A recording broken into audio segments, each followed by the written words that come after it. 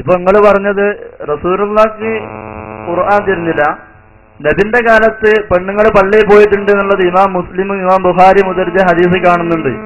അപ്പോ റസൂലുള്ളാഹിക്ക് ഖുർആൻ തിരിഞ്ഞില്ല, റസൂലുള്ള സുന്നത്ത് ജമാഅത്തിന്റെ ആളല്ല എന്നാ അപ്പൊ നിങ്ങൾ പറഞ്ഞിട്ടുണ്ടോന്ന്?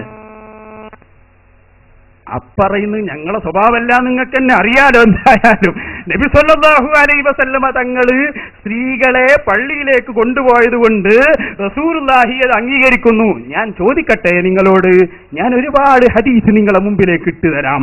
ആ സദസ്സിൽ നിങ്ങൾക്ക് കാണാം നബി സല്ലല്ലാഹു അലൈഹി വസല്ലമ തങ്ങളെ കാലത്ത് കള്ള് കുടിച്ച് റസൂലുള്ളാഹിന്റെ സമീപത്തേക്ക് വന്ന ഒരുപാട് സംഭവം ഞാൻ ഹദീസിൽ വെച്ച് പറഞ്ഞു തരും.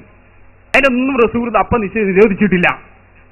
പിന്നെ പിൽക്കാലത്ത് കള്ള് നിരോധിച്ചു, അത് പാടില്ല എന്ന് പ്രഖ്യാപിച്ചു. പിന്നെ ആരും കള്ളു കുടിച്ചിട്ടില്ല, റസൂലുള്ളാഹി അത് നിരോധിച്ചിട്ടുണ്ട്. ഇതുപോലെ ആദ്യകാലത്ത് നടന്ന ഒരു സംഭവം അത് പിൽക്കാലത്തുള്ളതിന് തെളിവാകൂല. നബി സല്ലല്ലാഹു അലൈഹി വസല്ലം തങ്ങൾ കൊണ്ടുപോയത് മുഴുവനും ആദ്യ കാലഘട്ടങ്ങളിലാണ്. സ്ത്രീകൾക്ക് പള്ളിയിൽ പോവാൻ അവകാശമുണ്ടായിരുന്ന റസൂലുള്ളാഹി അനുമതി കൊടുത്തിരുന്ന കാലം. പക്ഷേ പിന്നെ അത് നിർത്തൽ ചെയ്തു. വഖർന ഫീ ബുയൂതികുന്ന എന്ന ആയത്തോടെ ആ ഏർപ്പാട് നിർത്തി. പിന്നെ അല്ലാഹുവിന്റെ റസൂൽ സമ്മതം കൊടുത്തില്ലെന്ന് മാത്രമല്ല, നിങ്ങൾ വരൂ, ബഹുമാനപ്പെട്ട ബീവി ഉമ്മു ഹുമൈദിൻ സഅദി റളിയല്ലാഹു അൻഹാ റസൂലുള്ളാഹിന്റെ സമീപത്ത് വന്ന് ചോദിക്കുന്നു, നബിയേ, അങ്ങയുടെ ഈ പള്ളിയിലേക്ക് നാളെ മുതൽ ഞാൻ ജമാഅത്തിന് വരട്ടെ. റസൂൽ എന്താ പറഞ്ഞത്?